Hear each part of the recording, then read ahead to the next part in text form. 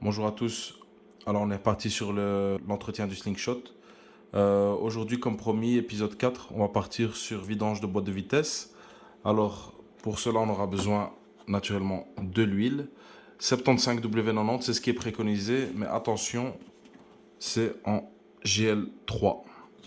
C'est la seule que j'ai trouvée en GL3, donc ça fera l'affaire. Ici, l'anti-friction, on verra bien ce que ça donne. Je vous donnerai un feedback plus poussé au prochain épisode. C'est une opération assez simple, donc on aura simplement besoin ici un racagnac avec douille de 24 et une clé dynamométrique pour resserrer les boulons de vidange et de remplissage. Ici, nettoyant frein et une petite pompe manuelle pour remplir le liquide. On aura besoin de 2,7 litres, moi j'ai 4 litres ici, donc ça devra faire l'affaire. Donc avant toute chose, on va faire quelques tours de roue pour chauffer un peu l'huile de boîte de vitesse avant de l'extraire. Et puis on se retrouve tout de suite en dessous du véhicule. C'est parti, générique.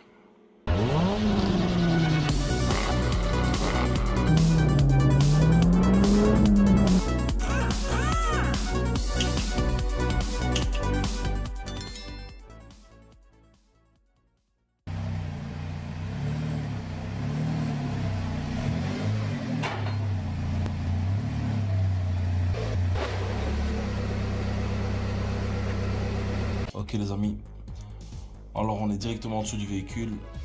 On va déjà repérer un petit peu ce dont on a besoin. Alors,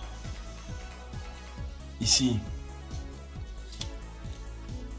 boulon de remplissage. Ok. Et ici, boulon de vidange. Donc on commence d'abord par ouvrir le boulon de remplissage pour être sûr qu'on puisse remplir après. Je vais vous montrer quelque chose d'autre aussi qui est assez incroyable. Ici, je vais essayer de zoomer. Juste ici. 75W90 GL3. C'est assez incroyable. Je le zoome. Donc c'est carrément gravé dessus en fait. C'est comme le port salut. C'est marqué dessus. Faut pas se tromper. Impossible de se tromper là, c'est bon. Ça c'est assez fort, c'est typique des Américains. Ils vous marquent tout comme ça, vous trompez pas. Mais finalement en fait c'est super, c'est une super idée. Franchement ça c'est vraiment incroyable.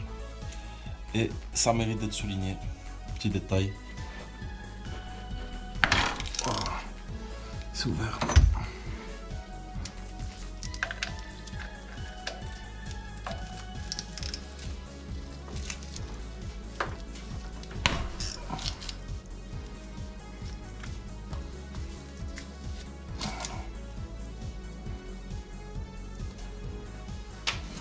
Alors je l'ai vidangé il y a à peine 4000 km et c'était il y a un an.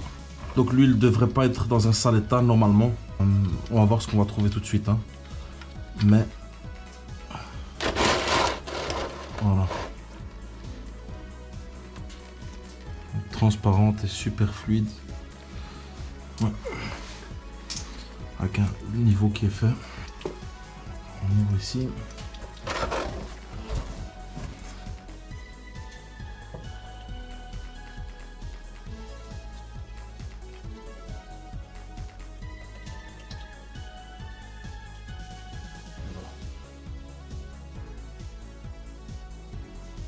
Juste comme ça.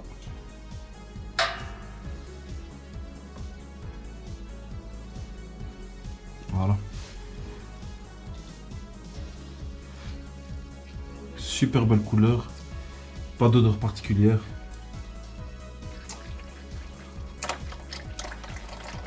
Et ça sert à rien d'attendre, je dirais, 10 ans pour le faire. On peut le faire, aller sur un véhicule comme ça. Moi, je le ferai tous les 2 ans. Allez, 2 ans, c'est pas vraiment des kilométrages, mais 2 saisons avec ça, bah, ça ferait quoi pour moi? Ça me ferait à peu près 10 000 km max. Ah, c'est ce que je ferais en fait, c'est changer l'huile de boîte tous les 10 000 km. Comme je vous ai dit dans une précédente vidéo, je vais pas attendre d'avoir des roulements de boîte de vitesse cassés ou des segments cassés ou des choses comme ça. C'est un véhicule voilà, où les pièces sont pas dispo, ça s'entretient quoi. Il y a pas de... On va pas se prendre la tête pour ça, hein. Ça va. Donc, on laisse couler à son aise.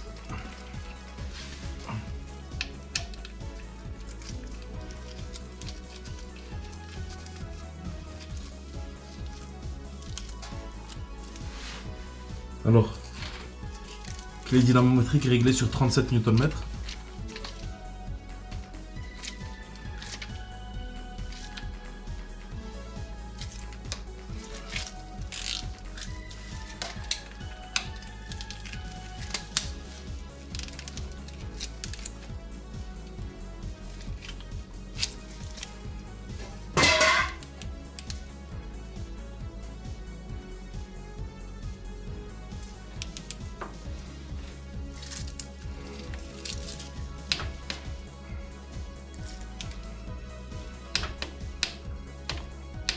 Voilà, pas plus. Je suis un petit peu. Et on marque le boulot.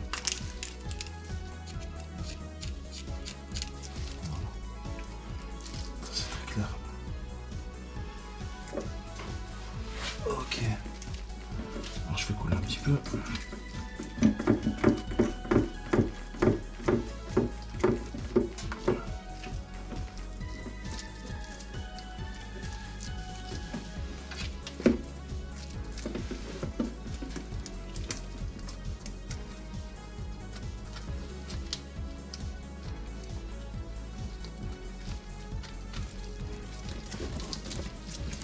Et on est parti.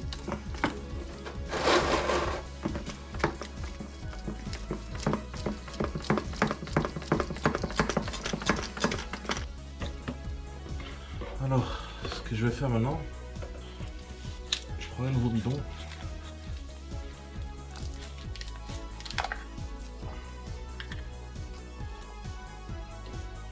Il est déjà vidé à la moitié.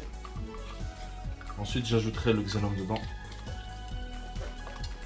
Alors, ces vidanges-là se font par débordement, c'est-à-dire qu'une fois que ça coule, on attend le goutte à goutte et on peut fermer le bon de remplissage.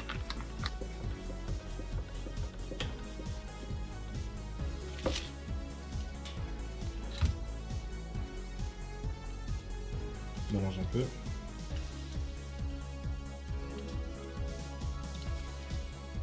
Voilà, donc juste comme ça, je vais renverser la totalité dedans.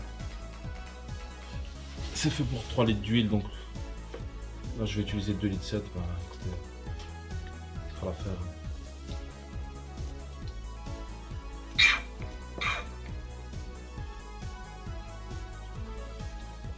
Voilà.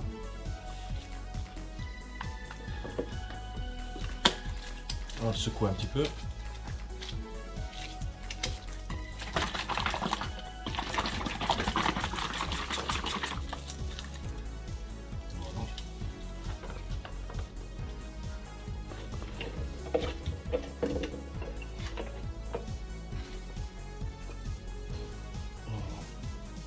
Bon, on voit tout de suite que l'huile a changé de couleur. Elle est devenue noire.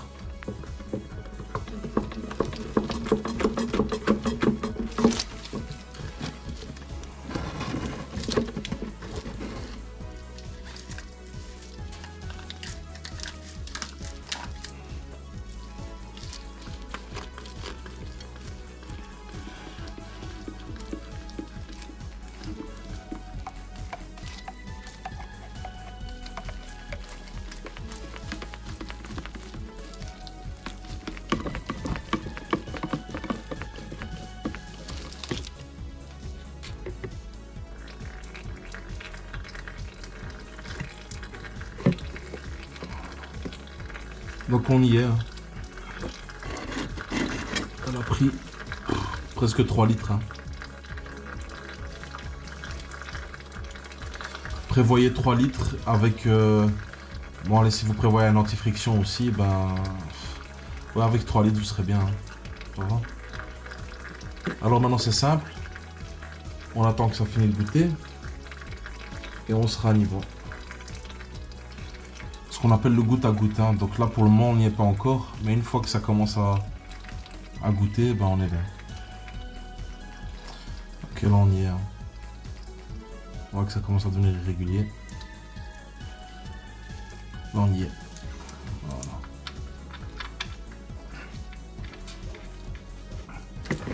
Voilà. Je vais être comme ça.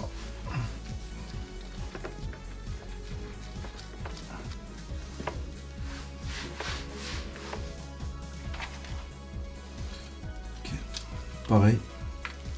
37.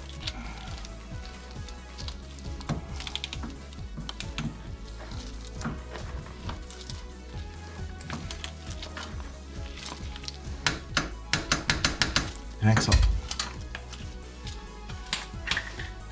Comme d'habitude, auto en frein.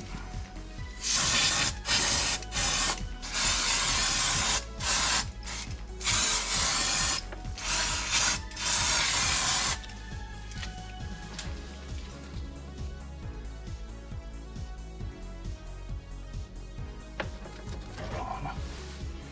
On va marquer le boulon. On remarque celui-là.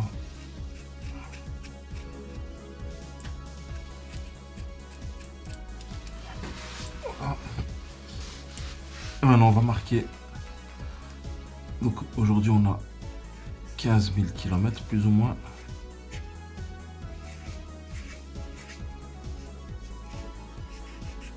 Et on est 06 2022.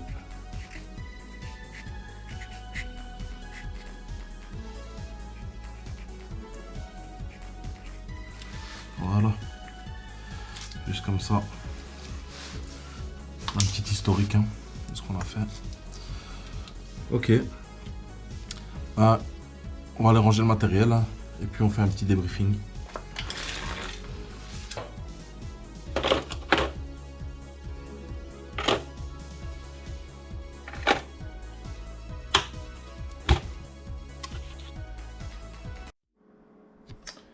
Ok les amis, cette vidéo s'arrête ici. Donc ce qu'on a fait, tout simplement, vidange de boîte, anti-friction, la bonne huile, très important, 75W90 GL3. Quoi d'autre? Pourquoi un anti-friction? Ben, en réalité, si on fait déjà souvent ces vidanges de boîte, ce qui est valable pour toutes les voitures, que ce soit boîte manuelle, boîte automatique, etc. Si on fait ces entretiens correctement, ben, c'est sûr que ça va durer beaucoup plus longtemps. Ici, ben, voilà, un anti-friction, c'est pas du luxe en réalité. Hein. Comme je vous ai dit, c'est un véhicule, voilà, j'ai envie de prendre vraiment aucun risque. Maintenant, est-ce que ça rajoute un agrément de conduite? Ça, c'est vraiment la question que je me pose et je vais le sentir directement. Je vous ferai un débriefing au prochain épisode. Bah tiens, comment la boîte se comporte, etc. Est-ce que c'est mieux? Est-ce qu'il y a moins de bruit?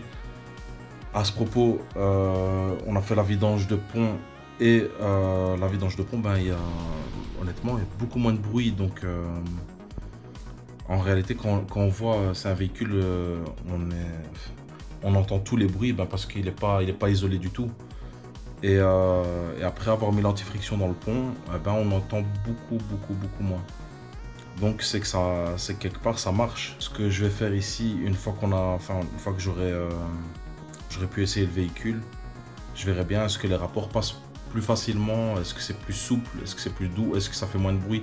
Ben, tout ça je répondrai à la prochaine vidéo. Comme je vous ai dit, quand on aime on compte pas. Moi c'est un véhicule que j'ai envie de garder dans le temps. J'ai pas envie de me retrouver avec un roulement de boîte, j'ai pas envie de me retrouver avec une synchro qui flanche. Tout ça j'ai pas envie en fait. Et c'est pour ça que moi je mets ce genre d'additif. Après, additif, moi je mettrai pas n'importe quoi non plus. Si vous avez un doute sur la qualité du produit, autant utiliser simplement l'huile préconisée et puis c'est tout.